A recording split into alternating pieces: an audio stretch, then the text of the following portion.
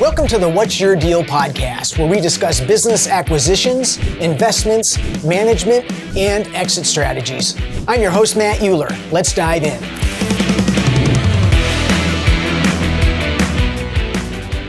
Welcome to another episode of What's Your Deal. It is such an honor for me to have Keith Cowling with me today. I met Keith at an event, I'm going to say that was almost 12 months ago. And actually, I didn't meet him then because I saw him on stage. I wanted to connect with him, but the line was so long, I wasn't going to be able to make it to him in the time allowed. And since that day, I've been able to connect with him on many occasions and have just come to appreciate the man he is, the heart he has, and the desire to serve. And so it's just so great to have him with us today. So I'll walk him through the introduction, and then we're gonna dive into this topic that he's just a master at. So Keith Cowling has spent the last 3 decades developing leadership skills in a variety of management areas. He has worked with hundreds of business owners, employees, and volunteers. He specializes in personal development, leadership techniques, and effective communication in relationships. His coaching clientele has come solely through word-of-mouth referrals, allowing him to focus his expertise on people who want to rise above the status quo and be challenged. Keith resides in Indiana with his wife of 30 years, and his greatest joy is spending time with his sons, his daughter-in-law, and especially his grandchildren. Keith, thank you so much for taking the time to join us today. I'm really glad to be here, Matt. Thanks for having me. Looking forward to connecting with you again. Always enjoy our interactions. Thank you. So part of what I appreciate about being able to host podcasts is that so much of what's out there these days is surface level, and I don't want to call it static, but there's when you and I have connected, there's a depth that I just appreciate so much that goes beyond the surface. And I know that's what you do and you've been doing for 30 years.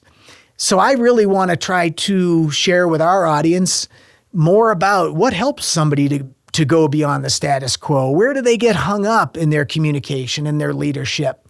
So maybe with that, you can just start by sharing how you got into this field, and then we'll just walk through what it is you can share. Well, in my early 20s, doing business, trying to just figure life out, I was very driven and very intense. I had a lot of confidence, maybe an irrational amount of confidence at times, but I really was frustrated that I would try to get people to grow. I would try to get people to produce. I would try to hire people and they wouldn't match my intensity, or they wouldn't do what I wanted them to do right away or show initiative like I wanted. And I didn't know what to do with that. I would get very, very frustrated. And I would make or break people, not literally, but it was either do what I want or just move on. And I didn't like who I was becoming. I didn't like who I was in those environments. Now, I know I was a very young guy, but I talked to my wife and just said, man, I want people to grow. I want to achieve. And she said, well, you have all these people around you. Why don't you focus on them? I know we hear that rhetoric a lot. And I thought, I am helping them. She goes, no, why don't you make yourself available? She really challenged me. And I didn't know what exactly to expect. And to be honest, when I did this, I was scared. Because you said many people stay surface level, because the scariest thing that I've had to do is to look within myself. Interesting. It takes a lot of courage. But she challenged me and I said, okay. So in my office, I would just leave the door open. They didn't have to make an appointment. People would just come talk to me. I had quite a few people that worked with me. And I thought this is a little awkward. I wasn't sure what to do. But the amazing thing is people came by. Now, they were a little nervous at first, and I would just talk to them. A second thing I did, because I noticed when that happened, I would look at my watch constantly. How much time are they taking? Am I getting behind? I had a very rigid schedule. I'm a naturally very disciplined person. So I took my watch off, and I didn't wear a watch for over 2 decades. Wow. I said, I'm not going to be so obsessed with time that I deprioritize people. But at the same time, Stephen Covey, it's not an exact quote, but the principle is in the book, Seven Habits for Highly Effective People. He basically said, become efficient with processes so you can be inefficient with people. Wow. I remember reading that and putting the book down and walking around my office very frustrated with that statement because I knew it was true and I knew I wasn't doing it. So the combination of those things, my philosophy of I'm going to find time for people because I am a very efficient person by nature. When I get up this morning, my workout clothes were laid out. My morning routine is dialed in. I do the exact same thing every morning. So I like that. I like that rhythm. But with people, I cannot treat them that way. I don't want to treat you that way as I'm talking to you right now, or if we have a call together, I don't want to treat you that way. And I found that people started to little by little open up. And I can remember one lady, I'm probably 25, 26 years old, came by and she told me something in her past that had happened that was unbelievable. And I'm sitting here just jaw dropping almost, thinking, why is she telling this to me? I'm this young guy. But then it hit me because she trusts me and she thinks I care about her. And I didn't know what to say, but I just tried to work with her and help her. I came home and talked to my wife about it. And to see her now and to see what happened and to see that she's been happily married for well over 2 decades and to see some of the joy that she's had in her life. And I am not crediting myself with all of that, but I feel I was at least a small part of that. That ignited something inside of me that says, there is something fulfilling to me about investing in people, coaching people. And I tried to take the journey, and it's a very up and down journey because when you're with people, emotions are a roller coaster. There's a lot of baggage. There's a lot of hard work. You get in the trenches with them and you try to work side by side to help them. But when you are able to help people, or they look back and say, hey, you were a catalyst in helping me get through a tough time in my life. You've changed my life. You've done this or this. I can't answer for anyone else, but for me, it is incredibly fulfilling and it's a passion of mine. And it's something I said, you know what, I want to pursue that. And I didn't pursue that right away. Little by little, as more people came, I just started helping anyone who would come to me. And I kept working business for years. But when my youngest son was getting ready to leave, my wife said, you're going to need to replace being a dad, because being a dad was a huge purpose for me. And she challenged me and said, why don't you just say you're going to help anyone that comes to you? And I said, man, I don't know. She goes, just try it. So she has. And so that's what I've done. And you are correct. I don't understand it. I cannot explain it. But to this point, I have a very full calendar, and it's all been referral and word of mouth and people just feeling like I've helped them. And it's been very fun for me on that journey. And it took me to places I didn't think would happen, but I'm glad I'm there now. Oh, that's great. Well, one of the things I often wonder about, and I work with lots of people in my office, right? So there's all those dynamics and then other employees in different locations and that kind of thing. And then of course my family.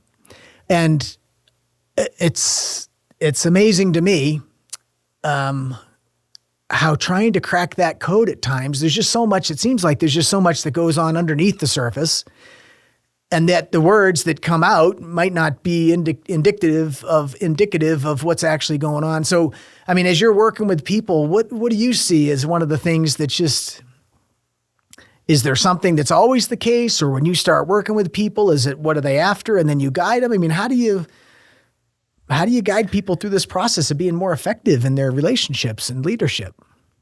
You have to start with where they are, and you have to see if they're willing to grow. And if they can figure out the components that made them successful as a leader. Sometimes we get this conception that leadership is just because you were successful at something. Interesting. And if you're successful at something, then automatically you're a leader. Now, you can be a leader maybe in that one specific area if you're really good at something, if you've accomplished something. But that does not necessarily make you a good leader. You may be good at that one thing. I'm not trying to discredit that person, Right. but I think being a good leader is in a different category. Uh-huh. When people start to think, well, I've achieved success in one area, so now I'm successful in any area. I can tell people what to do with their life. I can tell people what they should do here. I can figure this out over here. I don't always think that's the case. Leadership is about other people. It's not necessarily about yourself. And if people want to start working, let's just say they want to work with me and they say, you know what? Help me know how to get everything I can out of the people around me. Well, that's not where I'd want to start. What I start is, why don't we see what we can do to get the best out of you? And I think a leadership philosophy that is incredibly simple is, what can I do for my followers, not what can I get from my followers? Mm-hmm. And I know that's very simplistic, but if you apply it, it's very powerful.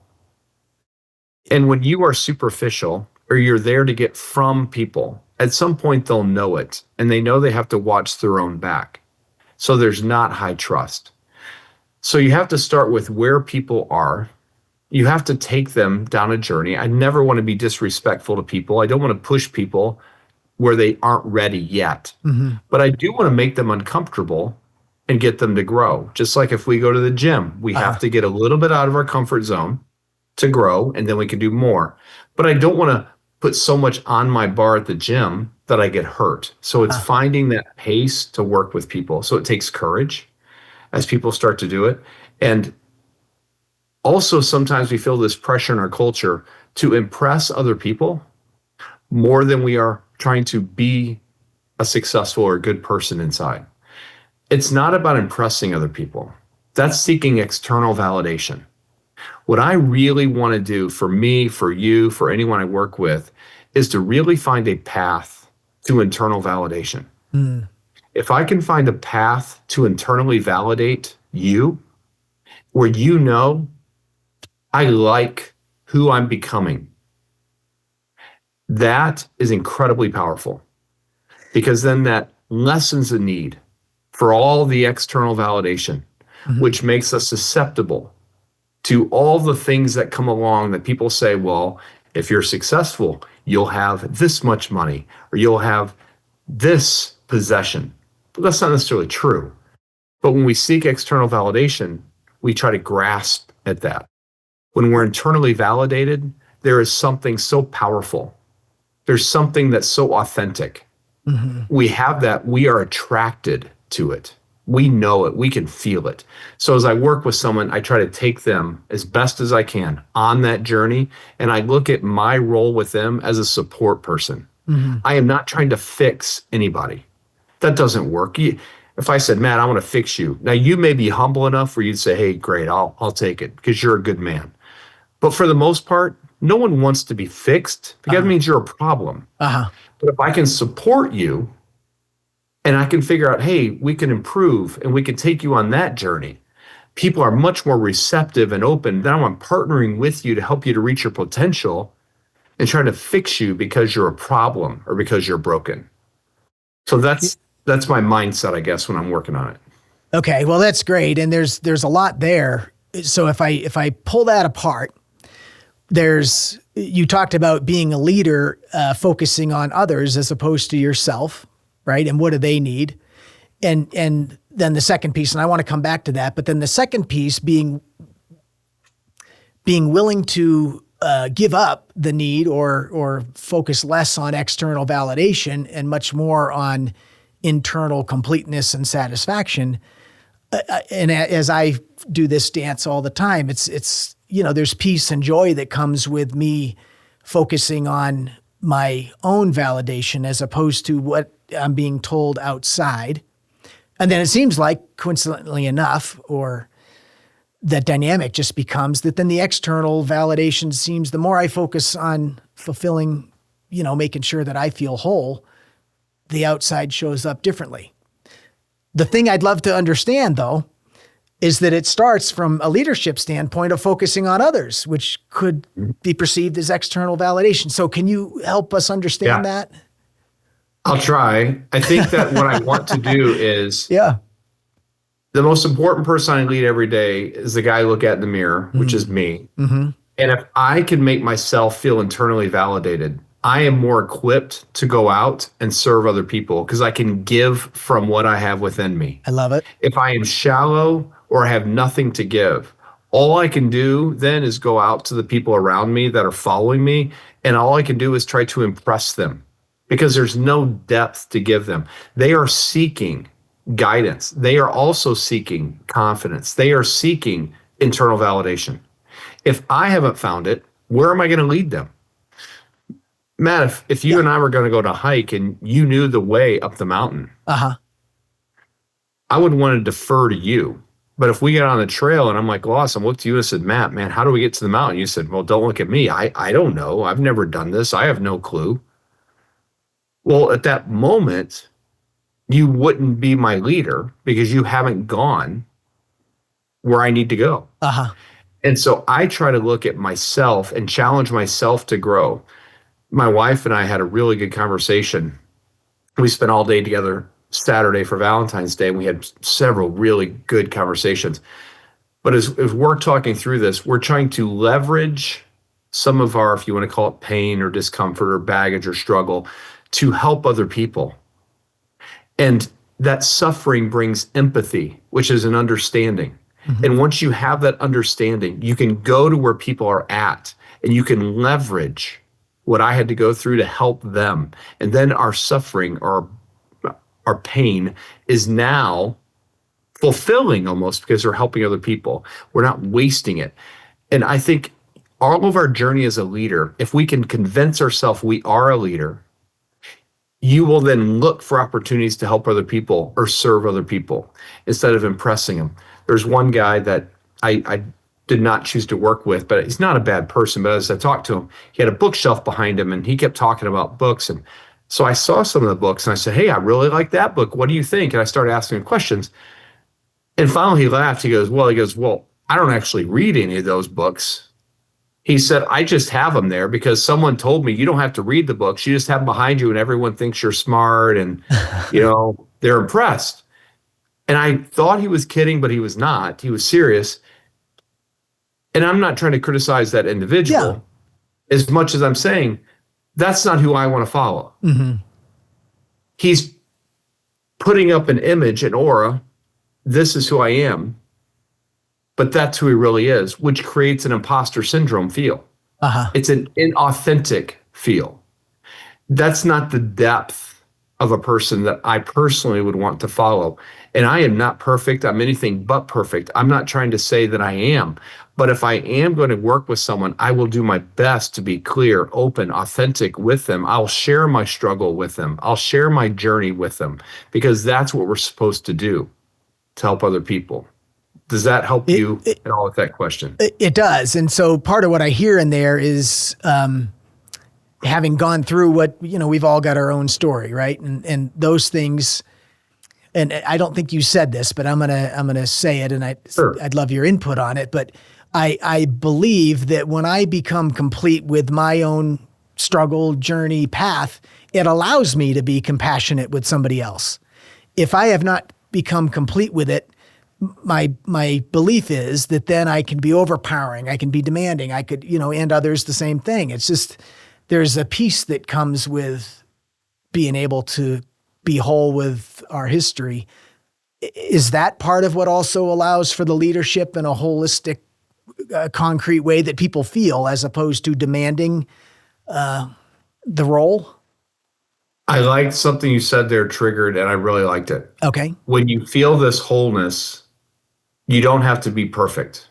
It almost releases that need for perfection. Okay. Being a perfectionist and feeling that pressure to be perfect is another trigger of imposter syndrome. So when we feel that way, we disqualify ourselves or we try to project that image. So that's when you start having that gap. Okay. So yes, for you to say, I'm whole just may mean experienced. I've been down this path before and I can help you.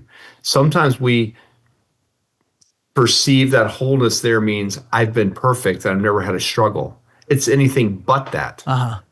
And I think for some of us as leaders, we try to put up this this is who we are. Again, impress, perfection, and we don't need to.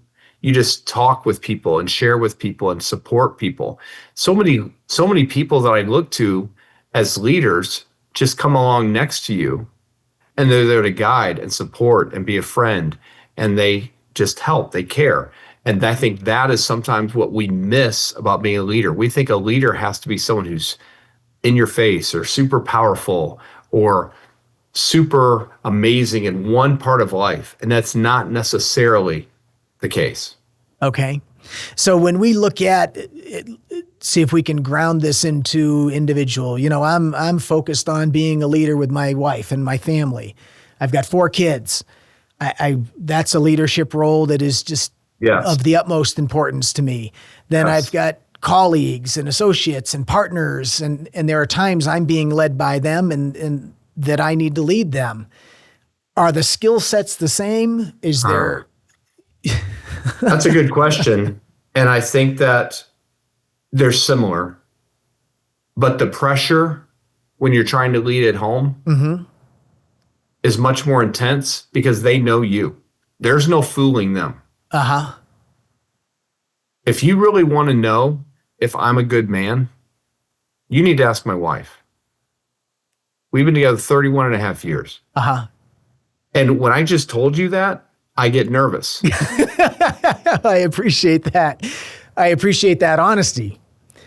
And when I imagined asking my wife, I hope she would say that she absolutely does. So yeah, it's a real raw question, isn't it? Yes. And it makes you think. Now, she will affirm me. And if your closest family, children, husband, wife can affirm you, that you need to let that validate you. That is incredible. It doesn't mean that the techniques and skills are different than leading people at work, but there's a professionalism at work that can go away when we come home. When you live with someone, they see kind of the real you. They see you. Look, we're not always at our best. I wish we were, and we can try to be, but we're not. You're going to have days where you're just a little bit cranky or a little irritable, you're a little too short or too direct, or you're impatient or whatever it may be. And they need to give you a little grace when that happens. But at work, we tend to keep that professional wall up a little cleaner, a little better. Yeah. I'm a very intense, driven person. Now, that's helped me, but it can also be tough on the people who are really close to me. We were talking about you, Matt. I mean, you create some of that yourself. You create intensity because you're trying to make things happen. That's not a criticism. It's just a self-awareness statement. I think my wife a couple of weeks ago, we went out to eat together, said, "You have tolerated my intensity for over 3 decades." And she laughed. She goes, "Yeah." I said, "That's got to have been a burden." She goes, "Not a burden." She goes, "It is a bit much at times." And I've been too much for her. My 3 adult boys now, who I'm super proud of where they're at, but they've let me push them. And I've asked them very specifically, why did you let me push you?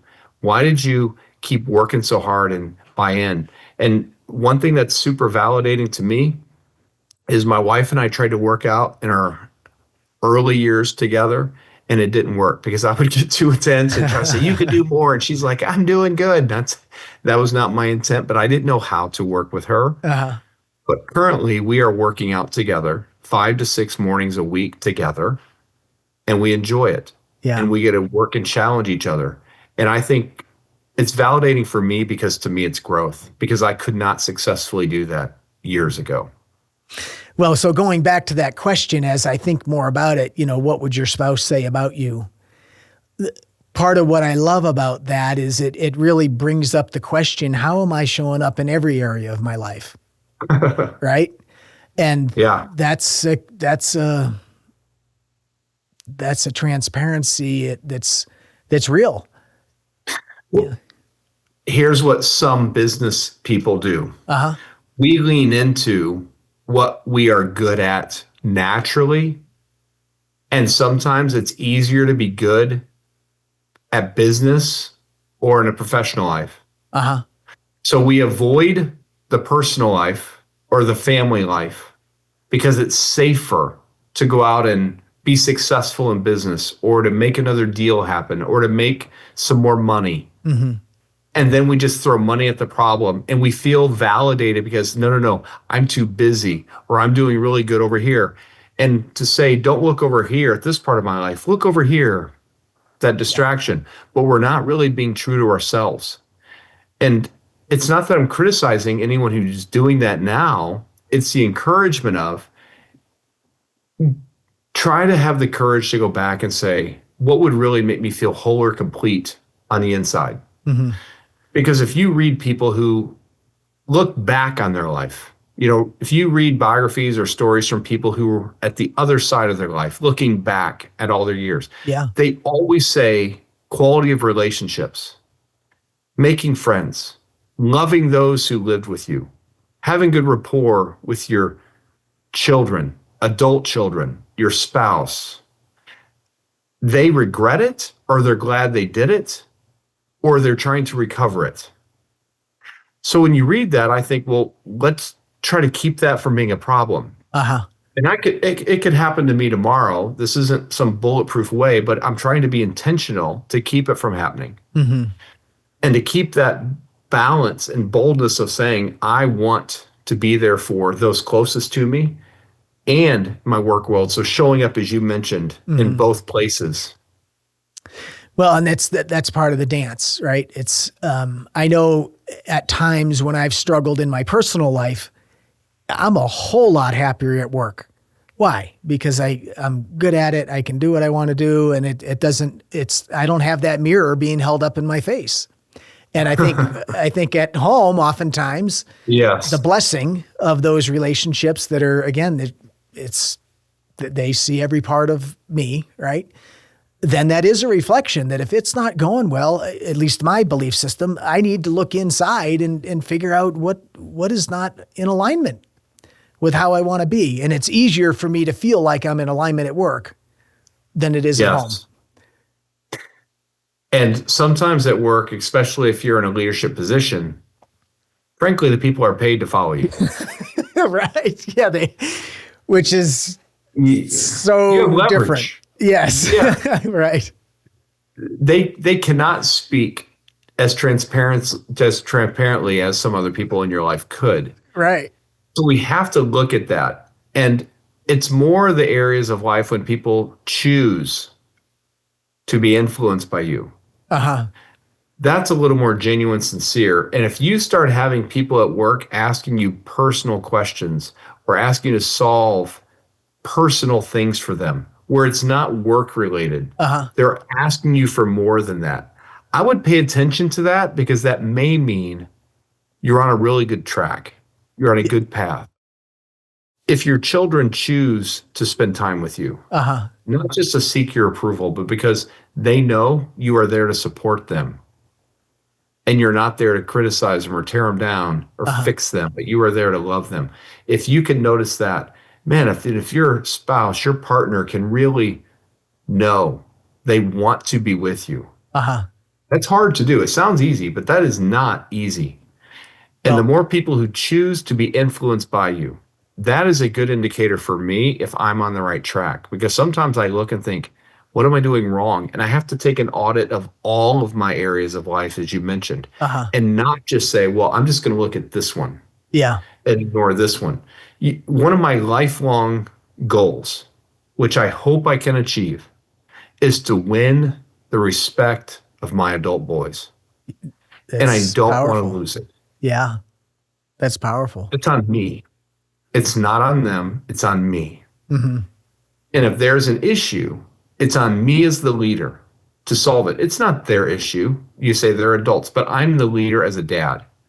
So if I have to swallow my ego or have the humility or sometimes allow them to take a step forward, but I hope that I always take the challenge upon myself to win their respect. I don't want to violate it. I don't want to lose it. I want to be someone they look to as an example so that I can remain influential in their lives. That's a goal. I try to set a goal for me so I can become the man I want to become. And I don't get complacent. Because you and I have talked, sometimes leaders hit a plateau where they feel like I am successful. Uh-huh. I don't mind the short-term recognition, but they almost feel like, well, since I am successful, everyone should listen to me. Hmm. Everyone should serve me. I know better than the people around me. If you're hearing me is in a lot of those statements. And when they plateau, their ego increases. They want people to cater to them. They start thinking differently, and then they can start finding unhealthy outlets, and then they get offended easier because their ego gets bigger. When my ego gets bigger, I get offended much easier. Uh-huh. I don't know if you've ever had this problem, but when my kids were younger, of course, there's a lot moving parts, and sometimes there's busy evenings.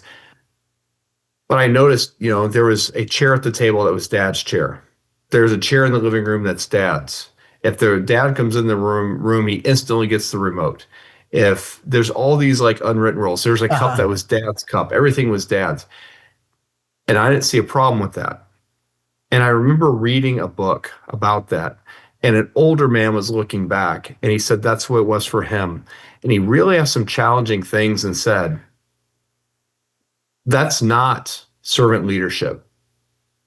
That's not serving your family. And he asked some really thought-provoking questions. And I said, I'm not going to do that anymore. And I tried my best. And I was not perfect, but I tried my best. If I wanted a drink, I tried to always stand up and offer to get everyone else in the room a drink and then go get mine. I would not ask for them to serve me at all. If they were in my chair and they tried to get up, I'm like, do not get up. Stay there. Uh-huh. I remember the first time one of my boys was in the chair and had the remote, and I walked in. The other two were like, get up, that's Dad's chair, give me the remote. And I said, no, stay there. I'm good. Let me sit here and do it. And the other boys were almost felt I was being disrespected. They want to have my no guy. It's good. But isn't that an indicator of what we need to do to confront sometimes our ego, which is a stumbling block for me. So I always have to keep that in check. Yeah, well, there's so much there. Part of what I chuckled about when you talked about, your people that work for you are paid to agree and, be that role. And you met my wife in Florida, I think, Audrey, Yes. sweet woman. And yet I couldn't pay her to not tell me the truth about something she saw in me. So I love that. There's the mirror there that's just not going to go away. And then the piece that's I am fascinated by is just this trying to lead people who you do pay. Well, of course, the people that I work with, I want to earn their respect. I want to be able to lead. But the other point you brought up that I think is important for all of us to capture is that just because I might be good at helping people buy, sell, and finance businesses doesn't mean that deserve to be the phenomenal leader of an organization that's going to, they're different skill sets, right? Yeah. But yet I can see the confusion there because I've rose to this place and this, therefore I'm kind of forced into this role to some extent, but it doesn't mean I'm qualified. That's very good. You're correct. It's a little bit like my wife, one of her hobbies is cooking. She's a very good cook. Mm-hmm. Well, how ridiculous would it be if I walked into the kitchen and started telling her what to do? Uh-huh. I mean, that's where I could not pay her enough to keep her mouth shut. Right. So that wouldn't work. Go ahead. Sorry, Matt. Yeah. So I was just going to say, so what is we'll use me as an example. I had a conversation with somebody that I work closely with the other day, and I said, listen, I am self-proclaimed not a good manager. I manage myself. I can get myself to do what I think I need to do. I don't like managing other people. I don't want to hold them accountable, that kind of thing. So does that mean I shouldn't lead? Does that mean that I lead in a different way? What is that? Or do I need to work on that in order to be a better leader? I'll give an opinion, but keep in mind, this is an opinion. Absolutely. It's not necessarily a truth. Okay. And I asked for it. Okay. I just, one thing that helped me in that regard right there was my boys were little, and then I started letting them play a lot of sports. My boy plays a lot of sports and is coaching sports for 21 years. That was probably the best leadership school I've ever been to, Wow. because you had to deal with parents who loved you and some you could never do enough to please them. Uh-huh. You had referees and officials who had good days and bad days.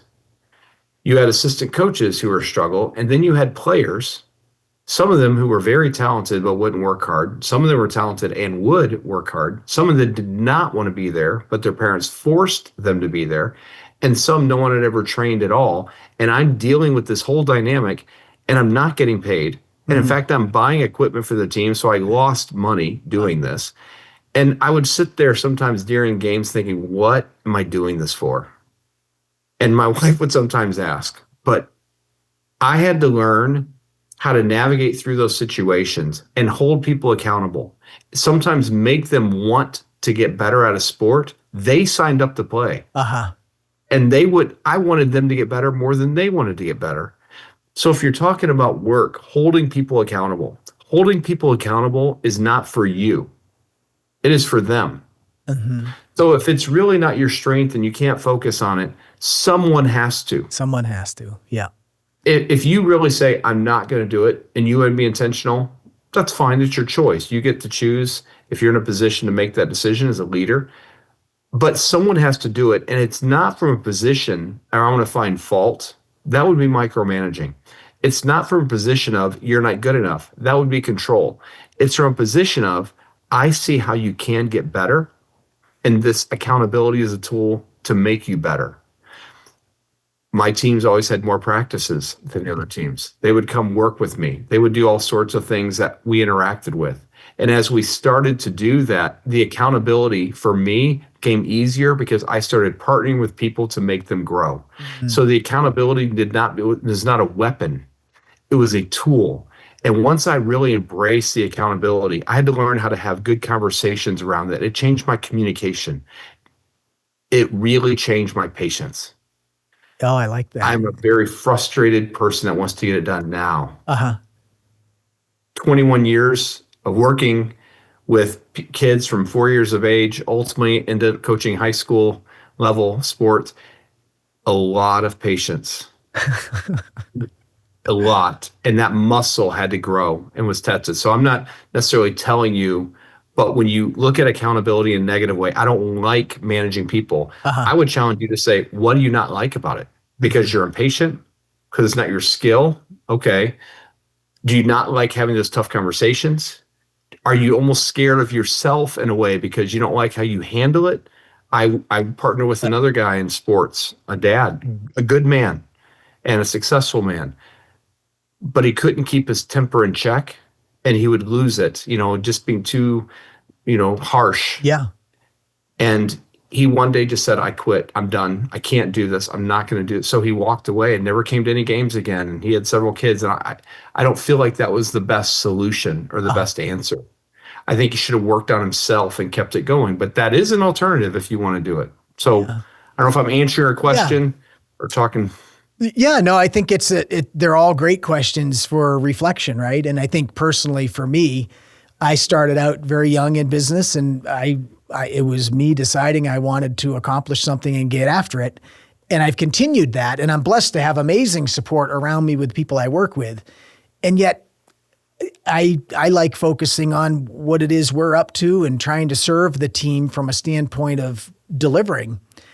But I'm not great at, or have chosen not to be great at, who's doing what or who needs this or that, or it's like I'm real focused on the objective, I guess. And that's, maybe it's okay, but it doesn't, I don't have a whole lot of patience for dealing with some of the dynamics sometimes that go on inter-office wise or that kind of thing. So you have to see what's best for you. I would encourage you to have some measure where maybe not in the weeds too much, but some measure of accountability / coaching. Yeah. Developing people as a skill. I would encourage you just have some way that you're developing people at all times, because that skill, that tool can become dull, or it can almost just be unused and neglected.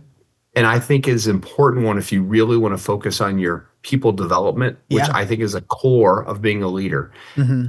look at your resistance to it. I'm not telling you to get down to every KPI. I'm not Right. telling you to do that. But I talked to a person today, and they aren't sure what exactly the owner wants from them. Uh-huh. In an organization, you mean?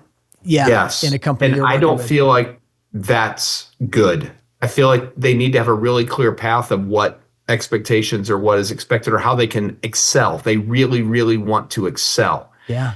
So making that clear and seeing how you can develop people, whether it's your children or whether it's the people that you pay to work for you, Yeah. I always find that to be that to me, Matt, is where you can start finding even more fulfillment because if you're a part of their development and their growth, Uh-huh. you're taking them on that journey. Now, maybe I'm speaking again because this resonates with me, Yeah. but when I'm partnering with them and then you see them progress and you see them grow, man, that is fuel. Yeah. And that is one of the things I love. There was a period of my career where I worked on my own, so I didn't have anybody to work with or lead, and I didn't enjoy it. I liked the team aspect of it, and so it becomes a dynamic. Well, so let me ask you a question as we're getting close on time here. One of the things as we've talked in the past and that I know you're great at is helping people level up. What does that mean? Does that mean meeting them where they are, like you shared when we started, when you're talking with somebody, and then what does that look like? If you can recognize people's strengths and then figure out how they can leverage their strengths. Some people do not even know their own strengths. Mm-hmm. And if you don't know how to leverage your strengths, that's kind of a simple step, but that is a powerful first step. Uh-huh. Then you have to look at whether you call them weaknesses, growth opportunities. You have to look at where you're at there. And can you, as you said, delegate some of those away? Of course. But some of them, communication, EQ, cannot be delegated away. You have to start knowing, no, that is a pillar that I have to focus on. And if you shore up that pillar, if you can learn how to motivate other people, if you can learn how to model discipline and then help the people who follow you to develop more discipline. When I say level up, in my opinion, it's leading yourself more effectively and modeling that and then recognizing the path that I helped you take and then doing that for whether it's your children, your family, or the people that work for you. I want them to help understand because really leveling up is simply making progress and improving. That's it. Yeah. And if we can say, well, this is how I'm making progress and improving, and I'm taking people down that journey and I'm side by side. And sometimes an outside perspective helps them because we get in our own heads. We see things through all these filters of our baggage and what our preconceived ideas are, our narrative we created.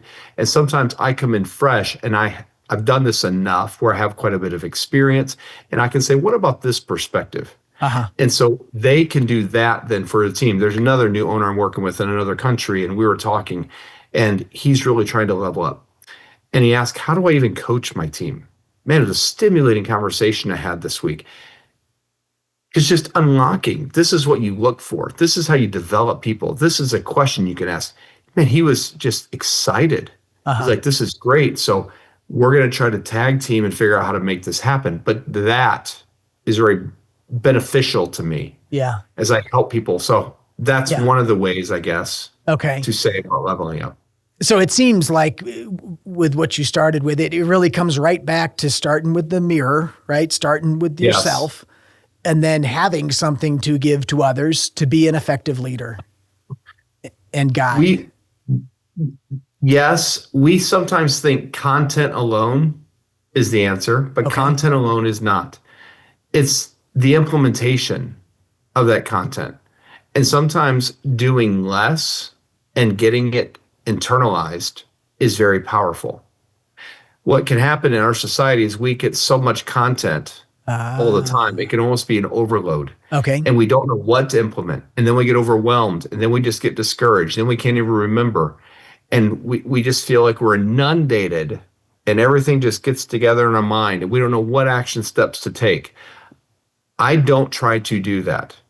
I do have an idea when I talk to people what we're going to discuss, but I try to slow down and figure out where the people are right then so that I can focus on it. And let's get this down. I had one guy talk to recently. And I'd ask a similar question. He goes, man, you've asked me that question 3 times. I said, I understand that. Have you done it?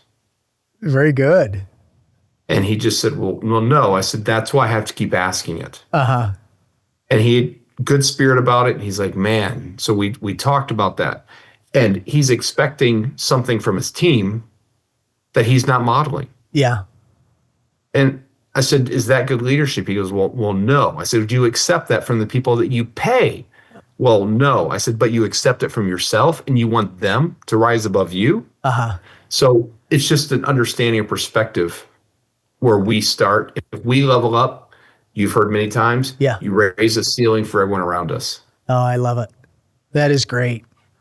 Well, thank you for sharing those insights. I've got a couple things I want to cover. I'm going to ask how people can find you. But before I do that, I like to finish my podcast episodes with gratitude. And the way I like to connect with that is, who has given you a hand up? In my life, there's been so many people that have helped me to get to where I am and accomplish the things that I want. And these days, especially with social media, it can look so easy. And it's just everybody's got a piece of cake, but I don't.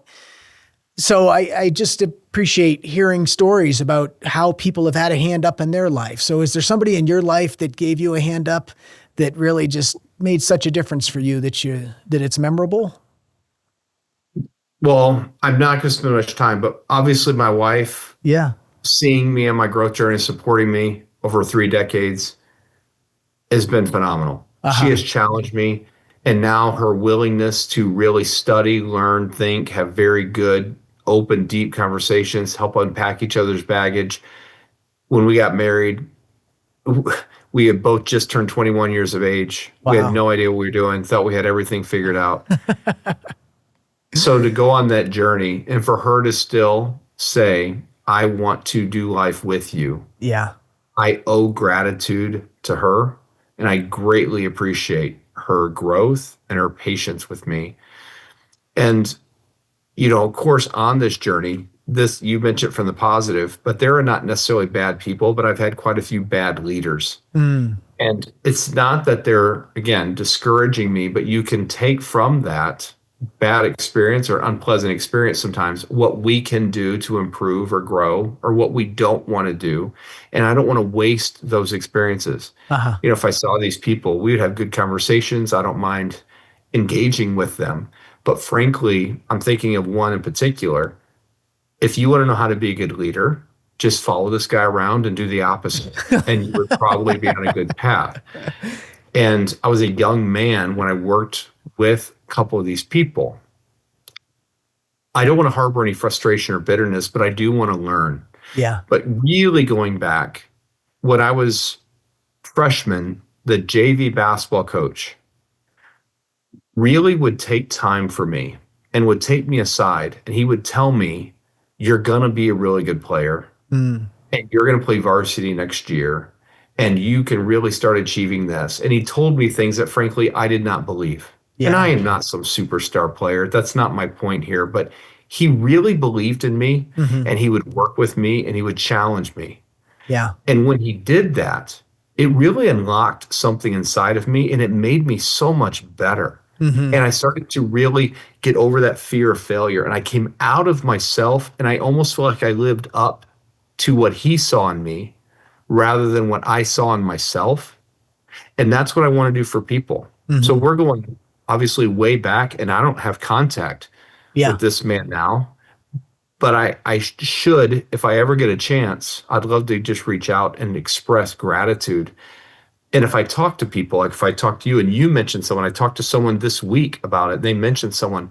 I said, have you ever told this person that? And they said, I haven't talked to him in years. I said, do you know how to get hold of them? They said, yeah. I said, do you think it would encourage them? Because they're retired now. They said, yeah, I really think it would. So if anyone hears this and they come to mind, I would really encourage them just to send them a note, a text, a phone call, whatever they're comfortable with, if they do know how to contact them. Yeah. Well, it's a great suggestion. As you're sharing, we all have opportunities, no matter where we are, to make a difference in somebody's life.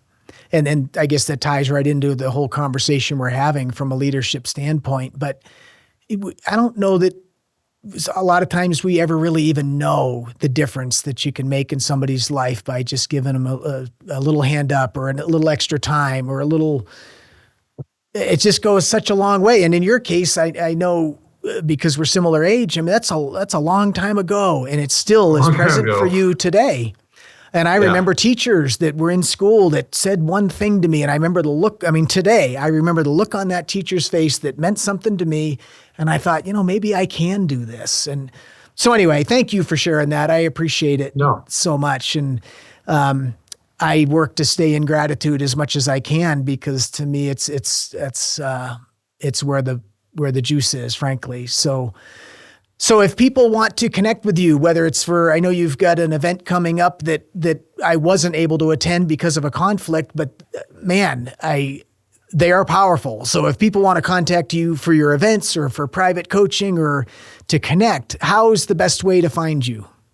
Well, there's two ways. There is an email, which is my last name, which I know is a little bit different, but Cowling, Cowling, my first initial K @gmail.com.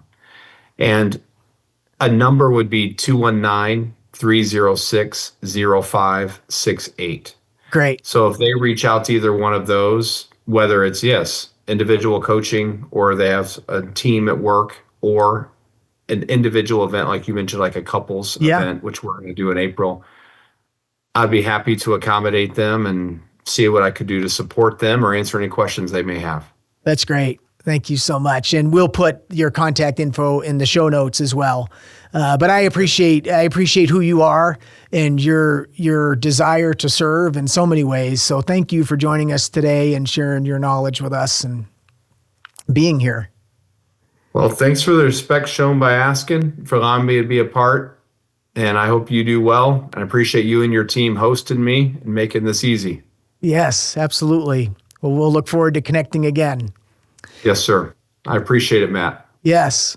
So I hope you've enjoyed this episode with Keith. It's, one of the things I shared that I love about this is just being able to go deeper than the surface. And when you take somebody like Keith, who has spent 30 years developing a craft and a skill and has so many reps, the knowledge that we can all learn from that type of commitment to a focus is just extraordinary. So we will see you on the next episode. And that's a wrap on today's episode. We hope you enjoyed the conversation and got some valuable insights into the world of buying and selling businesses. Want to be a guest on our show? If you have a deal that you'd like to discuss with us or a business story to share, we'd love to hear from you. Shoot us an email using the contact information below in the episode notes, and let's make this happen. Never miss an episode. Make sure you subscribe on Apple Podcasts, Spotify, or wherever you listen.